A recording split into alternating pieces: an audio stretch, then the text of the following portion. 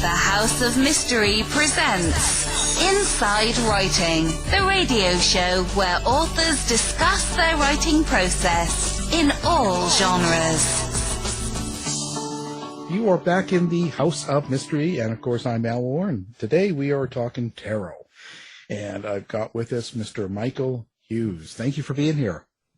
Hey, great to be here, as always. Well, Michael, now, I wanted to kind of do a good overview for tarot, and you're kind of the most trustworthy guy I know. And I say that because I've come across some tarot people before that were a little bit, I don't know, how do you say, shady? Yeah, well, you know, when you get into this kind of stuff, sometimes you run into some shady people, or, you know, even in my case, less shady than just people who make a lot of very uninformed sort of proclamations and statements that aren't backed up by, you know, history. So I teach tarot, and one of the first things I teach in my classes is the history, because I think if you know the history, if you know where the cards come from, then you're not going to, you know, make the sorts of mistakes that people make and propagate really just the BS that's kind of been circulating around since forever. So let's start with that history. So what was it that was the beginning of what we call tarot? Yeah, well, to understand the beginning of tarot, you have to understand the beginning of cards, playing cards, because that's where it came from. And if you want to have cards, you need paper, and paper originated in China. So it's in China where we see the very first playing cards, and some of the oldest sort of decks that we know of, or what turned into cards, were these little, like, sort of strips of paper or cardstock that were kind of like on like almost like a 3-ring binder. You know, we've seen evidence of that sort of thing. But interestingly to me is that even from the earliest decks that we know of, the Chinese playing cards, which, when, you know, cards, the paper and cardstock first originated and was produced in large quantities, even those early cards, they had 4 suits. So through history, you know, for hundreds and hundreds of years, there have always been 4 suits. So for some reason, you know, either because that's the way they were originally and that's the way they spread as cards circulated through different cultures, or just because humans like dividing things into 4, you know, like the 4 seasons or something like that, or the 4 elements.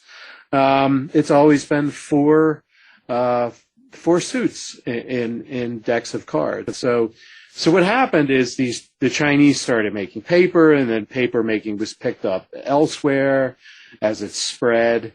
And some of the earliest decks that we have are Islamic decks, and there's one called the Mamluk, Mamluk, the Mamluk deck. The Mamluk deck, which originated around the Mamluk dynasty, was an Egyptian dynasty from about the middle of the 13th century to the early 16th century. So they were like a really long-lived dynasty in what is now Egypt. And they kicked the Crusaders out of the Holy Land, so that was kind of their claim to fame. So the Mamluk deck is really beautiful. You can look this up and see these incredible cards that were preserved from that era. And there are 4 suits, like I said earlier. There are scimitars, which are like curved swords, coins, polo sticks, and cups. And for those who know tarot, you know, you'll recognize those suits quite clearly. Now, as the Mamluk cards started spreading through southern Europe and making their way north, those swords, curved swords, turned into straight swords because the Europeans used straight swords. The coins kind of stayed the same, and the club stayed the same. and the cups stay the same. And you can watch as they spread through Europe and eventually made it to Germany and France and England, that they became more abstract, these suits. So like what was originally the scimitar and then the sword, by the time it got to Germany, those suits became spades, the spades that we know now. The coins became diamonds. The clubs became clubs, like the little, sort of clovery looking club thing that we have now. And the cups became hearts. So you can see as these cards spread and people started making their own cards, they started making them abstract. And that's where we have our very abstract symbols on our playing cards today. So I love that. I teach that in my class, and I have a little chart. I pulled from a book by a guy named Robert Place, who wrote a really great book on tarot. He's a tarot historian and scholar, and you can see those symbols changing. Like in Switzerland, instead of a coin, it became a bell, and Germany as well. So nowadays, if you're playing cards in Germany, sometimes you'll see that instead of a coin or a diamond, it will be a bell, or instead of a spade, it will be an acorn. So various regions change the symbols around and things like that. But the cards, essentially what happened, these cards are spreading and people are enjoying playing card games with them. And then around the 15th century, so in northern Italy, around 1430 or something like that, we start seeing a deck of playing cards with these symbols on them, but we see another suit entirely added to these cards. And people were just playing around with this idea. They were developing new games. So they just started adding a different suit. In some cases, it might be different birds. It might be flowers and things like that, or gods, Greek gods, things like that. It was because it was the Renaissance. It was the classical, it was the Renaissance era in Europe.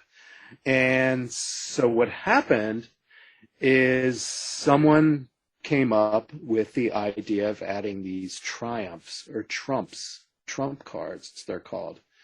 And they added this extra suit. And they came up with these really evocative, iconic images. And those are the images that transformed a little bit over time, but in a lot of ways stayed the same, that are the 22 major cards of the tarot, sometimes called the major arcana. And those are those cards that really grab people, like Death and the Hermit and the Hanged Man and Judgment, the Sun and the Moon, Justice, those cards that are just really have become iconic. And we see them in movies, we see them in TV shows, we see them in books and art and things like that. So really, tarot cards come from playing cards. A lot of people for a long time were saying and writing in books that the playing cards came from the tarot and the tarot was first, but that's completely untrue. Tarot grew out of playing cards, and it grew out of people playing games with regular playing cards with images on them, and then deciding they wanted some extra cards. And this was the game that they were playing in northern Italy was called tarocchi. And we don't know where that name came from or why that name in particular became associated with this game, but that's where it all started. So, I remember, and again, like why I teach the history of tarot first is because there's so much misinformation out there.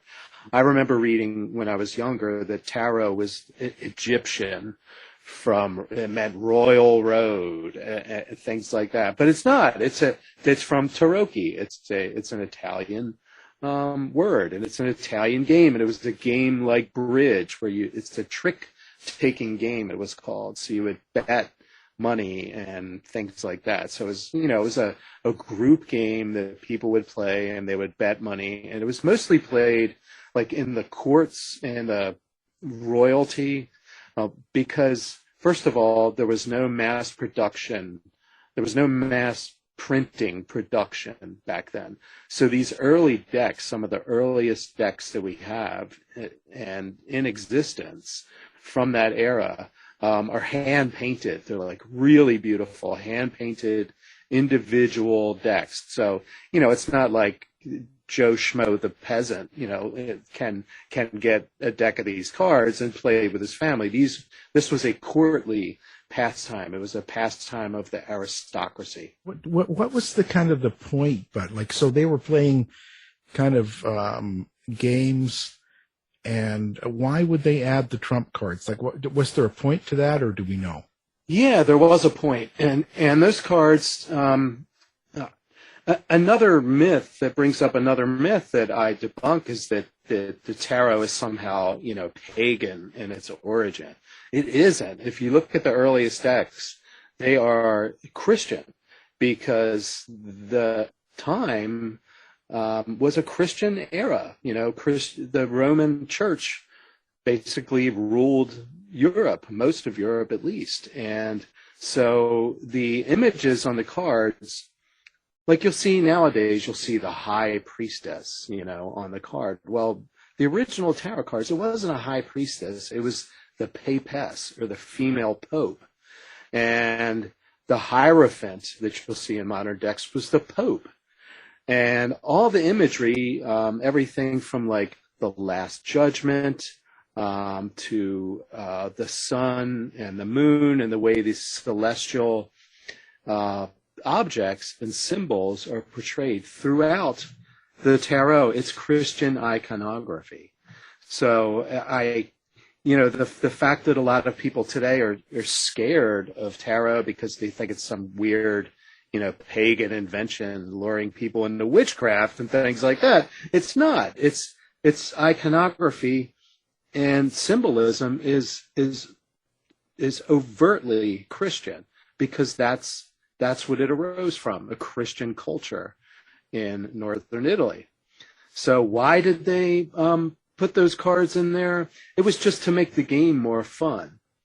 And whereas, nowadays, if we were designing our own tarot deck, we might use kind of cultural symbols and images and things like that drawn from our culture. That's why you see so many strange tarot decks today, like, the Walking Dead tarot. I'm just kind of making that up, but it probably exists because any sort of set of symbols or TV show or movie or fantasy series, people draw from those sorts of sources and make their own tarots. But the culture in that period was, they didn't have TV. They didn't have, lavish printed books in most people's homes. The imagery that you saw was going to church. So their lives were kind of wrapped up in this, very Christian, very Catholic mythology. So that's why the images on those cards were very religious. And for the most part, the imagery draws. Now there are some kind of pagan elements, perhaps, because during the late Middle Ages and the early Renaissance, a lot of people were getting interested in the Greek classical culture and Roman classical culture and things like that. But for the most part, tarot, as it originally was created, was a game played for fun and for betting money and winning, and the iconography was explicitly Christian. So how did it become what it is today, and how people use it? Where was the change from just playing some sort of entertainment or game? Well, tarot was played as a game, and only as a game, as far as we know, up until about the 18th century. So for a very long time, it was just a game. And as a matter of fact, in some places in Europe today, including Italy, people still play tarocchi. So this game is still played. And there's even an app you can get on your phone, of course, to learn how to play Taroki. But it's kind of complicated. I never really wrapped my head around it, and I never could get, people to play. They would much rather play regular card games than try to learn this kind of obscure Italian variant of, too much work. of a card game. Right, exactly. But what happened is, during the early 18th century, up through the next, 75, 80 to 100 years, Freemasons are the reason that we have tarot as a divination tool today. And because in that era, a lot of Freemasons were very much into esotericism. There's not as much of that today. Like, Freemasonry is kind of a more social club than anything. But back in the day, a lot of wealthy men, aristocracy, who had a lot of time on their hands because, they didn't have to just go to work every day like most of us do. They could sit around and debate, esoteric ideas, alchemy and Kabbalah and Egyptian history and hieroglyphics and things, because the Rosetta Stone had not been found yet. So people projected all sorts of stuff onto Egyptians and Egyptian hieroglyphics. So some of these Freemasons, really deep into this esoteric, Western esotericism very broadly. Someone found the cards. His name was Antoine Coeur de Gebelin, and he was a French Swiss Protestant pastor, but he was also a Freemason, like a lot of the learned gentlemen of the day. And he saw this countess playing a card game. He saw her playing tarot. And he was blown away. He's looking at these images and studying these images. And he's like, wait a minute. This must have come from ancient Egypt. Because they thought everything came from all Western esotericism. These guys were just like building these ornate mythologies about Egypt that were not at all grounded in reality. So he wrote a book, basically called The Primitive World and its relation to the modern world. Really long, complicated title. But this book said that tarot had come from ancient Egypt. And it caught on fire among these European gentlemen Freemasons who loved this stuff. So they devoured it. He also was the first to say, he noticed that there were 22 of these tarot trump cards or major cards. And he said, oh, guess what? There are 22 letters in the Hebrew alphabet. So therefore, what must have happened is the Jews got their hands on the tarot cards, and the tarot, he just started building this elaborate story. Like, well, clearly these 22 images were like ancient wisdom.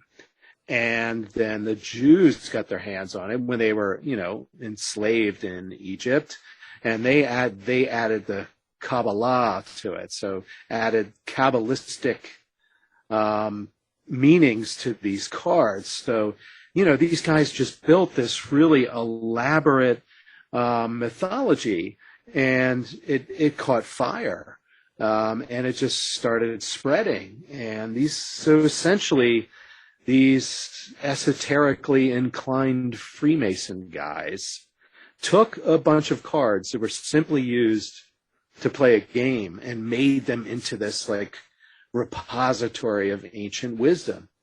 And people believed it because they didn't have, scholarship to prove otherwise. So this idea just caught on, and it just spread and spread and spread. And the idea that the tarot is the ancient book of Thoth, that the god Hermes who spread wisdom, ancient hermetic wisdom. And, it was like a snowball. This thing just kept rolling and rolling and rolling. and picking up all sorts of, esoteric stuff that people would pack onto this snowball. And it just kept going and going and going, until when it really took off. And one man who really made a difference in this, his name was Alphonse Louis Constant. He was French. He changed his name to Eliphas Levi because he was a Kabbalist.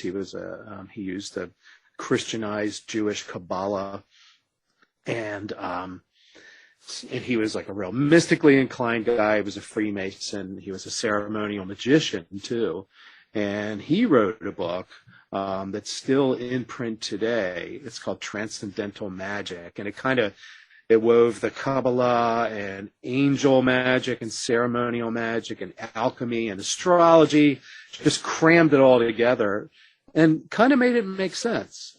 And he decided that tarot was also part of the system.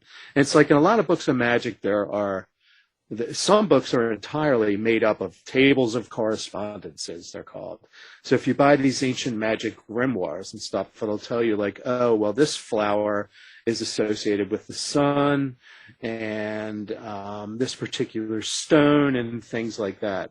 Well, Eliphas Levi kind of was like the man who pulled all Western esoteric traditions together and like crammed it into these old charts and things. And he pulled the tarot into that. And what he influenced a group called the Golden Dawn, the Hermetic Order of the Golden Dawn. I don't know if you've talked about them on your show before, but without this kind of strange but extremely influential English, British Hermetic Brotherhood, or I should say brotherhood and sisterhood, we probably wouldn't be even using tarot cards today. This was a group that kind of grew out of esoteric Freemasonry and then became this really powerfully influential secret occult order around I think 1888 was when the first temple was established. William Butler Yeats, the Irish poet, was a member. Dion Fortune, the famous occultist, was a member. And the bad boy of occultism, Aleister Crowley, he was also part of the Golden Dawn. So all like modern magical traditions that kind of grew out of those older Hermetic traditions come from the Golden Dawn. So like people who practice Thelema, follow Aleister Crowley's religion, his revealed religion of Thelema. It all goes back to the Golden Dawn. Like it was just like the cream of the crop, the intelligentsia of the end of the 19th century British. Yeah, I mean, it just drew in like poets and artists and theater people and things like that, writers. It really was a tremendously creative and just influential order. Like all modern Western magical traditions pretty much kind of sprung from the Golden Dawn. And they took the tarot cards and they even went further. They like kind of at the root of the Golden Dawn magical system is the tarot. The tarot and its Kabbalistic correspondences really are like the basis with the whole Golden Dawn magical tradition was built around. As we start getting into this and people like Aleister Crowley and stuff, it starts being kind of an occult thing. How did it turn into something that people consider so evil or consider it to be, something of witchcraft or something like that? Right. Well, I think so. What happened is the Golden Dawn, out of the Golden Dawn came two individuals, Arthur Edward Waite and Pamela Coleman Smith. So for most people, when they think of tarot, they think of what's sometimes known as the Waite Smith, people call it now. The Rider Waite, it was known as, because Rider was the publisher and Waite was the kind of the author and the mastermind behind this tarot deck. It's the one you see in movies and TV all the time. Right. And Pamela Coleman Smith was the artist, and she's a fascinating character in her own right. I've done some talks just on Pamela Coleman Smith, the artist of the Rider-Waite, or we like to call it the Smith-Waite or the Waite-Smith deck, just so she kind of gets credit because, it's the art that draws people in. It's the art that really makes the cards what they are.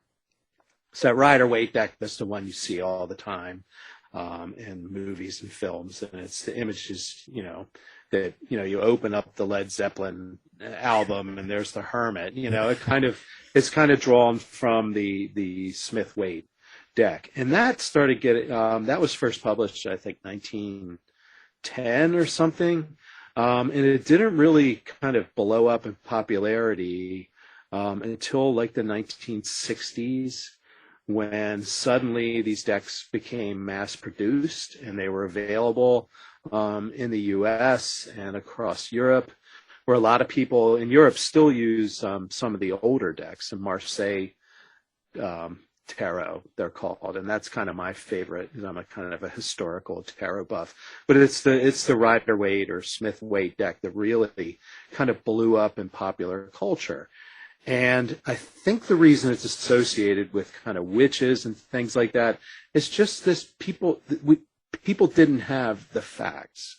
So they made up all sorts of stories. So a lot of people would say that, and many still believe this, and will tell you this, that the tarot came from Egypt and it was kind of carried by the gypsies, or more commonly known as the Roma, or appropriately known as the Roma today. But it was all this, the idea that gypsies, because gypsies were associated with fortune telling and divination, that's where a lot of that bogus history comes from, is people associating, and most of the Roma used regular playing cards because that's what they had.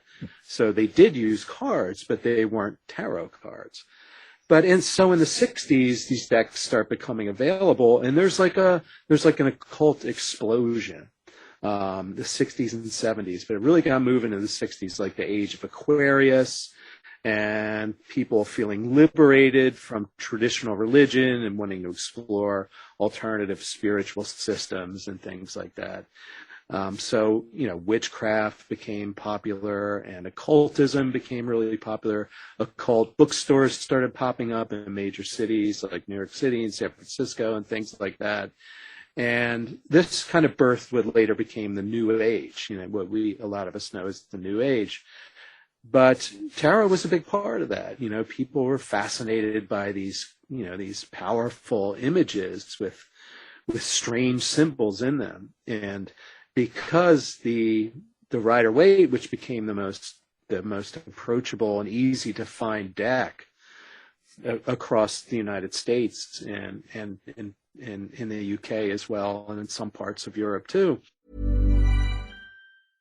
We at Wondery, creators of Dr. Death, Scamfluencers, and Over My Dead Body, go deeper into complex true crime stories to give you an inside look at the facts. And now we're launching the ultimate true crime fan destination, Exhibit C. It's truly criminal.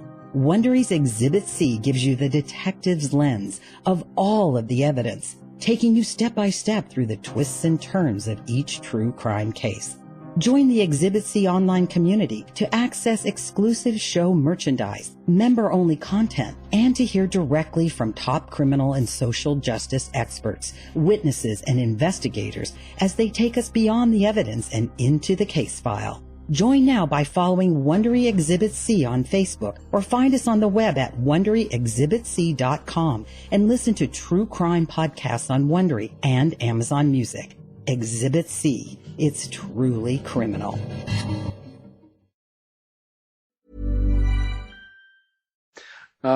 Because that Waite-Smith deck came out of the Golden Dawn tradition, it had occult symbols in it. Like instead of the coins in the older decks, there were pentacles that had pentagrams, and that immediately triggers a lot of people, right? Yeah. You see a pentagram, some people just start having palpitations. Yeah.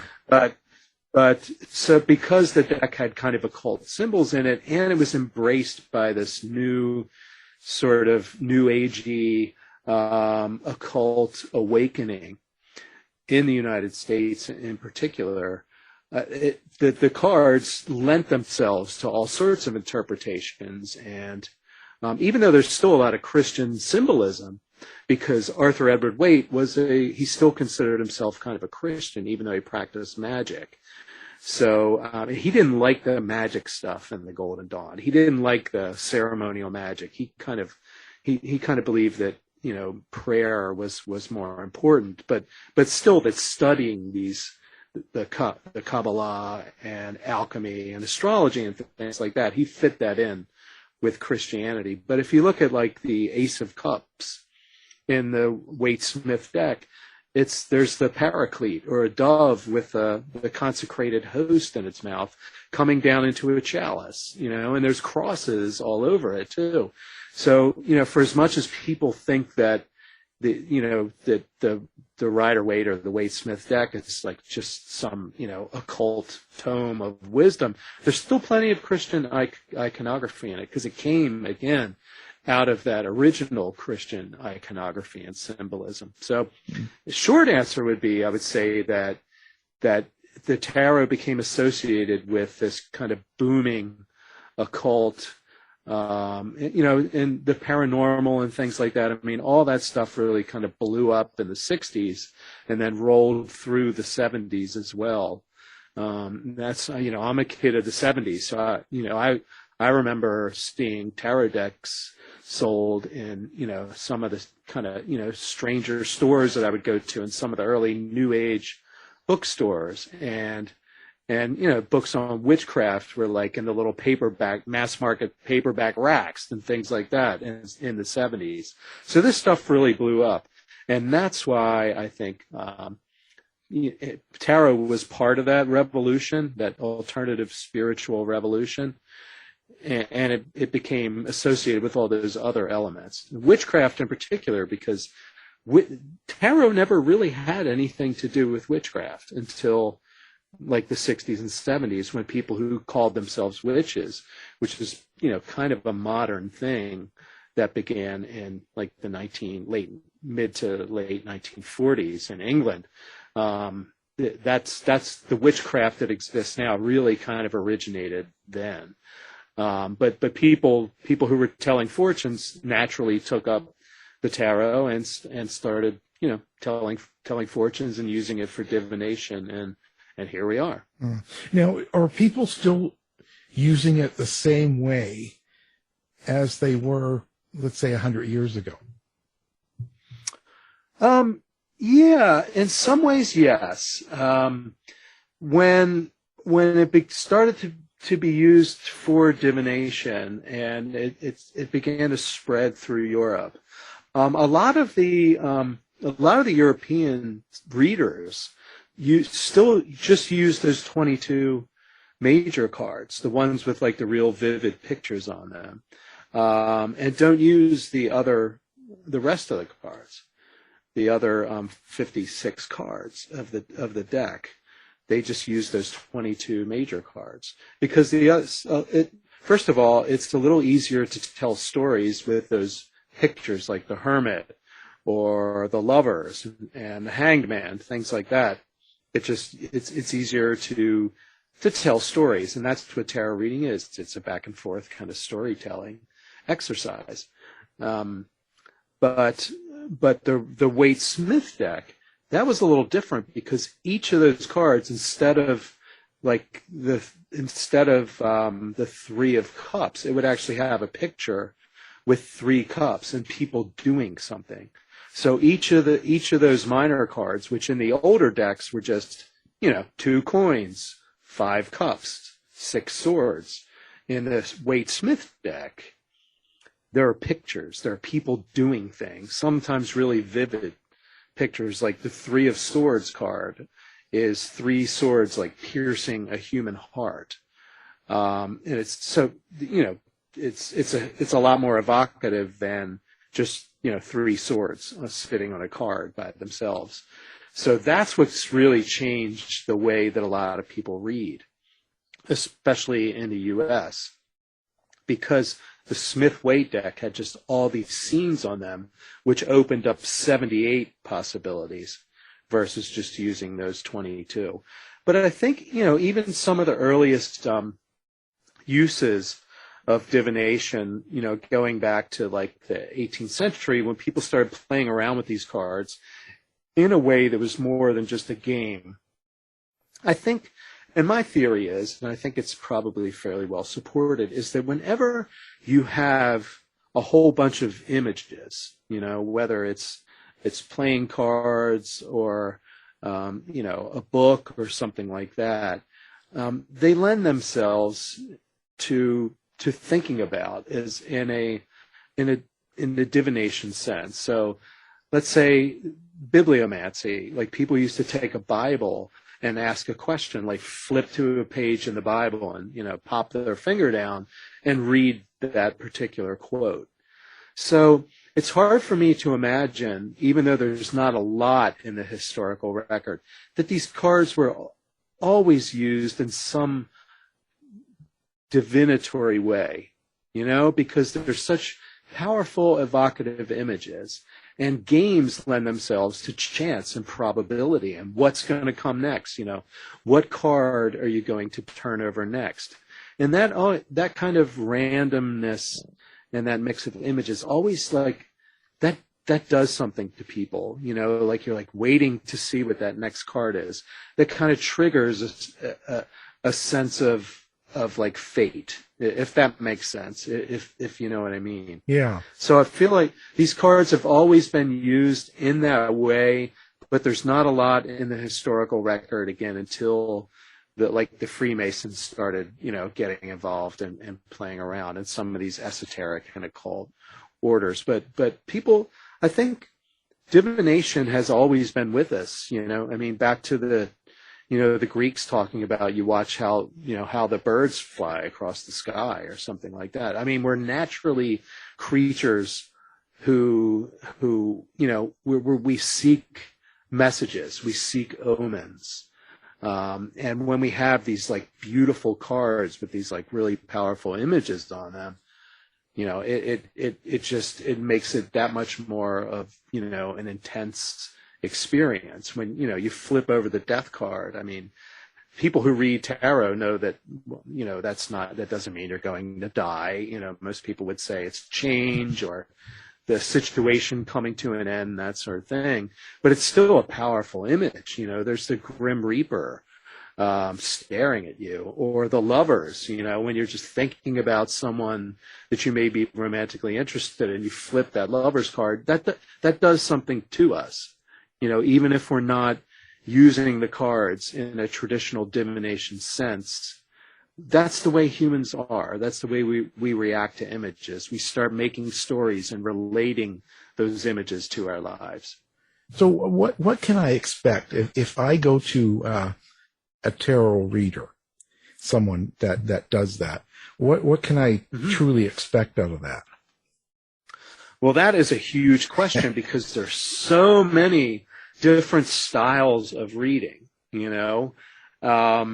It's some people use these elaborate spreads of 12 cards, and wherever you put the card that has a specific meaning and things like that, it can get really complicated. There's entire books on different spreads of cards. And there's also different ways people approach it. Like I don't necessarily, when I do readings for people, I tell them, I'm not telling you your future. That's not what this is about.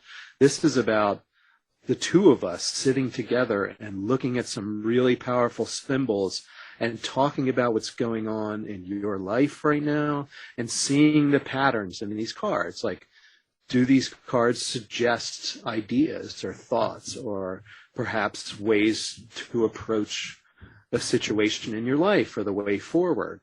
So that's my kind of approach.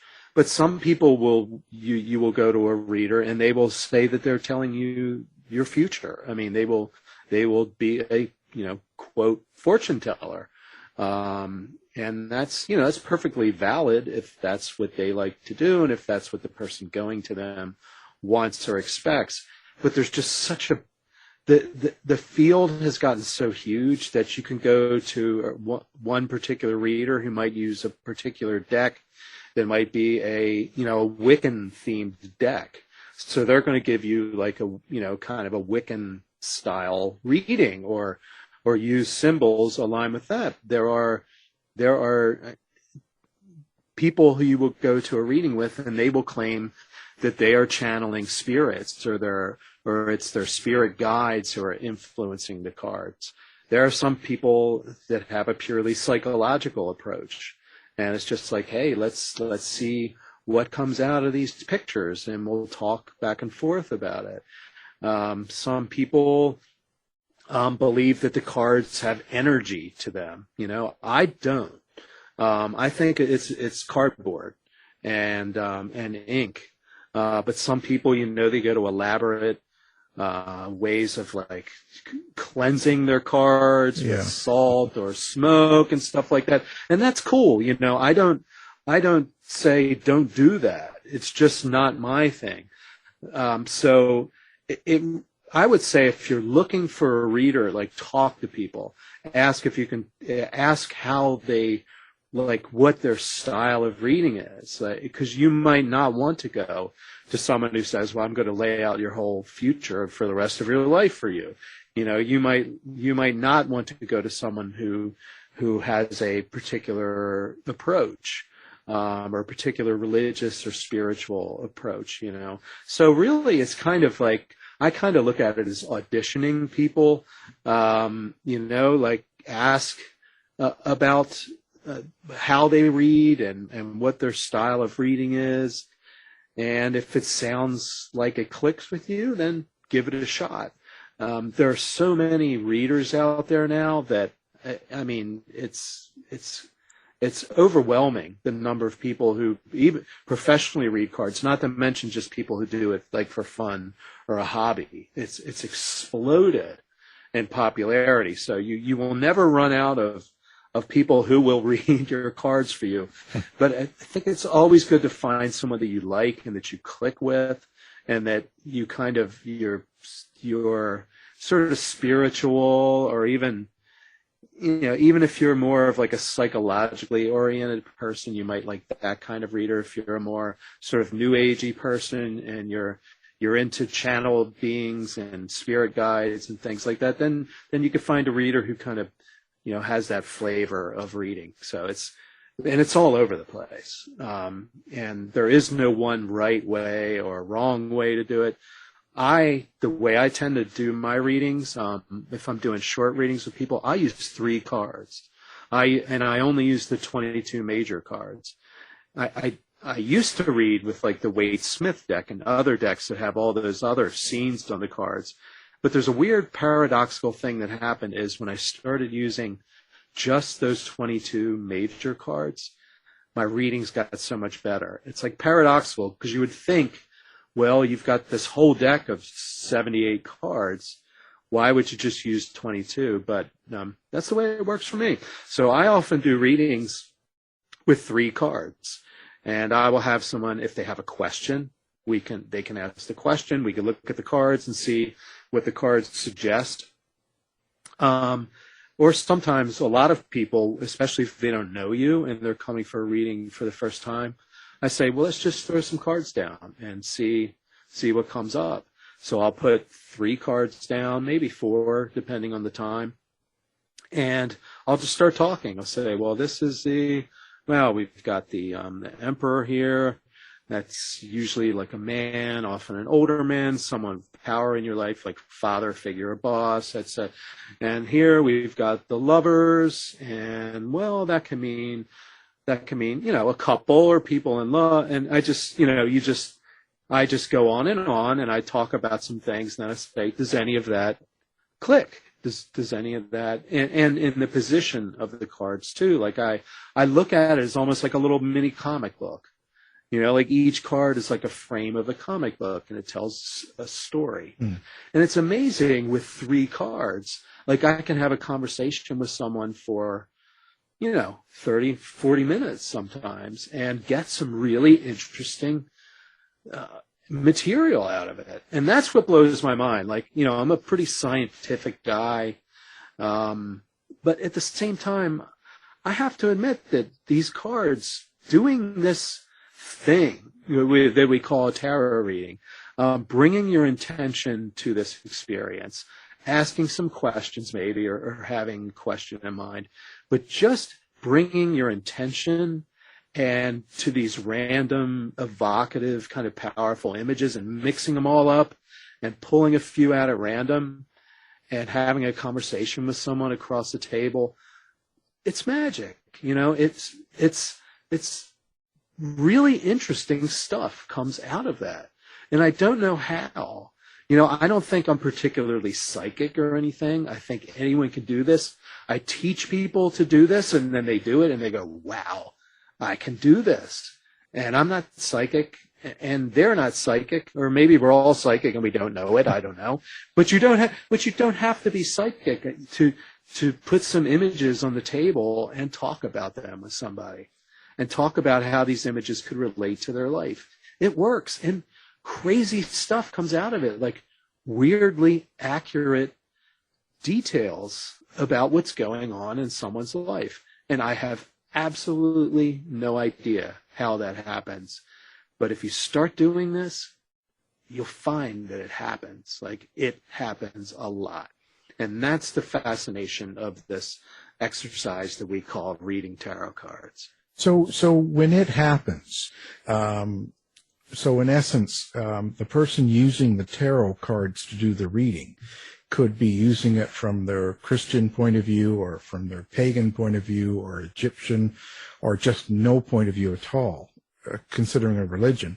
But they still use the cards, and it still creates the outcome. Exactly. It doesn't matter what your spiritual or religious beliefs, if you have any at all.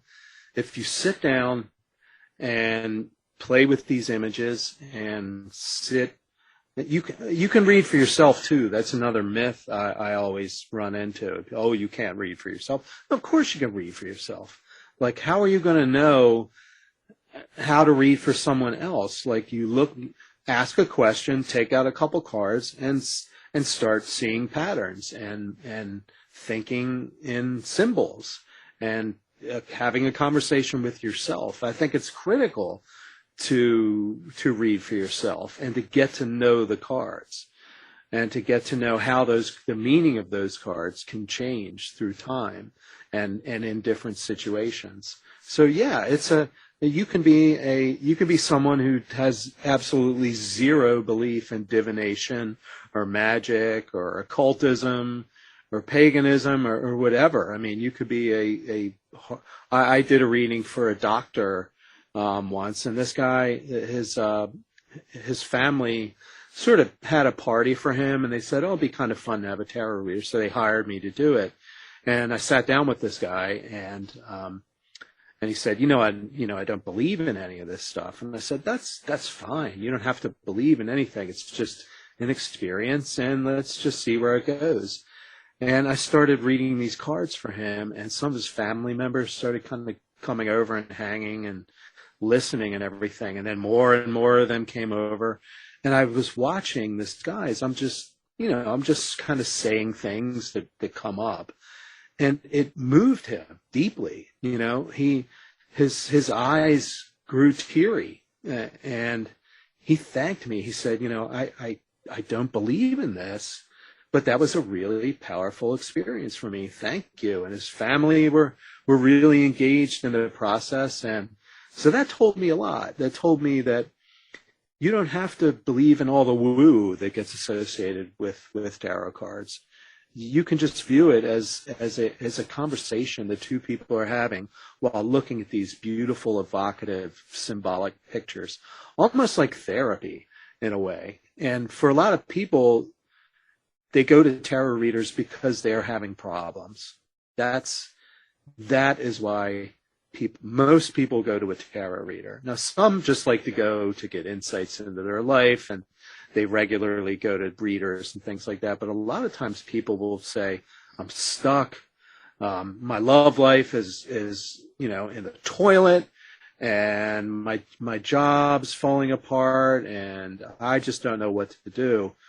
what the heck? I'll go to some sort of psychic reader and they find a tarot card reader. And so for a lot of people, that experience is kind of therapeutic. But at the same time, I draw really, really firm lines in my readings, and I encourage other readers to. I don't do medical questions. I'm not a doctor, right? If I can't put down a couple cards on the table and tell you that, you know, your appendix is going to burst, or you need a heart transplant, and I don't do pregnancy questions. For, I think, obvious reasons, but a lot of readers do that. Yeah. And I think, look, what if you say this birth is going to be absolutely perfect? It's going to be a beautiful boy. He's going to grow up to be an astronaut or something. And then, you know, God forbid, the pregnancy terminates somehow. And that person, how can you as a reader look that person in the eye if you've told them something like that and something tragically happens? I don't do it. I advise other readers not to do that. Medical, pregnancy. I also don't like when people come to me and say, I'd like to get into the head of my boyfriend. Like, what's he thinking? Is he cheating on me? I mean, that's one of the most common questions. And I'll tell you, I don't even have to put the cards down. If someone says, I think my boyfriend or my girlfriend's cheating on me, they are. Yeah. Right.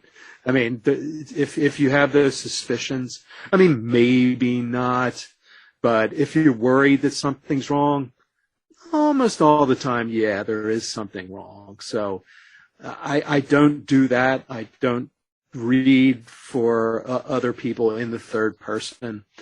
But what I do say is, you're having trouble in the relationship, let's put some cards down and see if they suggest anything you can do. I always try to, you know, give agency back to the person that I'm reading for. And and if someone is really in a crisis, I have a list of mental health hotlines and things like that. And I say, you don't need a tarot reading. Like, you need to talk to a professional that can help you out. I'm not that person. Yeah. Yeah. Well, and if they have a relationship thing and you pull over the death card, yeah, I think it's okay to talk about relationships. And let's say the death card does come up. That might not mean that the relationship is dead, or the relationship that could mean that the relationship as it was is dying or coming to an end. But that could mean a positive new change, and that might depend on the other cards that also show up in the reading as well. So I'm happy that people ask questions about things, but I never say, this is the way it is. I say, these are some possibilities for you to think about. Right. And I always push it back on the person. This is about you, where you are now, not the future you necessarily. This is you right now. These cards. Let's look at these cards and talk about where you are right now and where you want to go. And maybe these cards will give us maybe a little roadmap, maybe, or a little kick or a nudge in a particular direction. But always, it's the person's own agency and volition. They are in charge of their life. And I, as a reader, am there to help them get better insight. Like, tarot can be seen as a mirror in a way.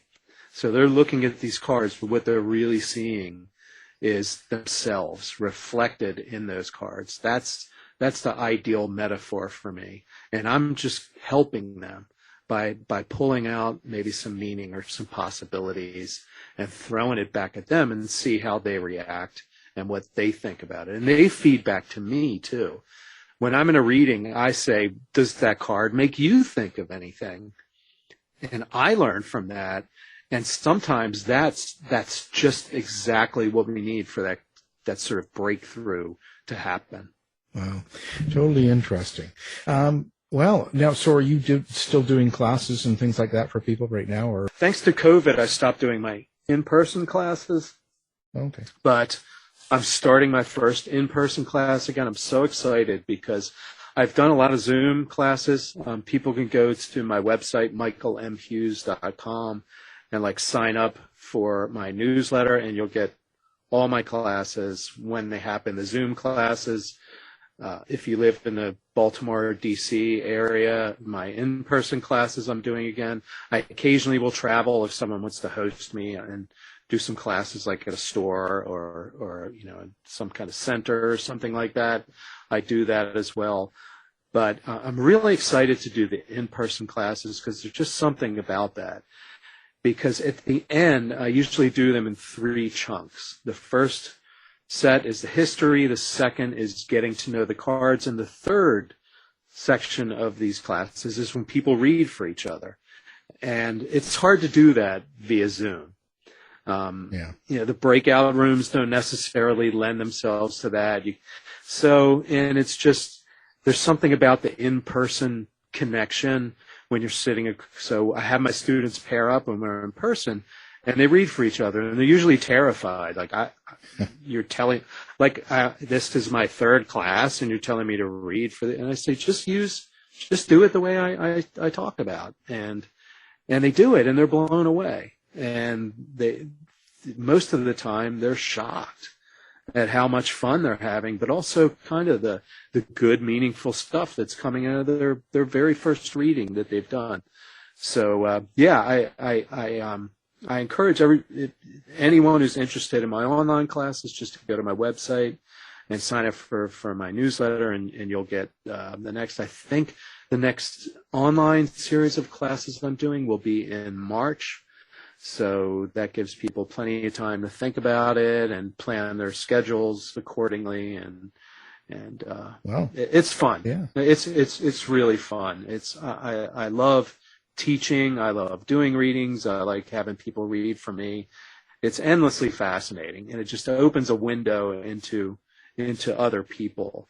And I think so many of us have kind of missed that during this global pandemic, where we've been just dealing with people through screens so much.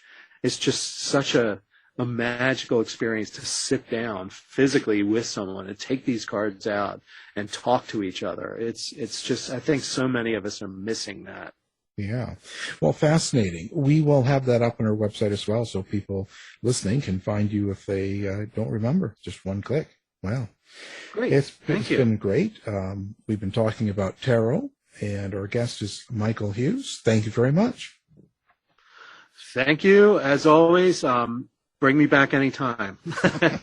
I love the show, and I love our conversation. So, to find out more about our show, guests, or to listen to past shows from our archive, please go to www.houseofmysteryradio.com. Show's over for now. Was it as good for you as it was for me? Well, good night. This has been a production of Something Weird Media. I'll be back. You've been listening to the House of Mystery radio show. To find out more about our guests, hosts, or shows, go to www.houseofmystery.com. Show's over for now. Was it as good for you as it was for me? Well, good night. This has been a production of Something Weird Media. I'll be back.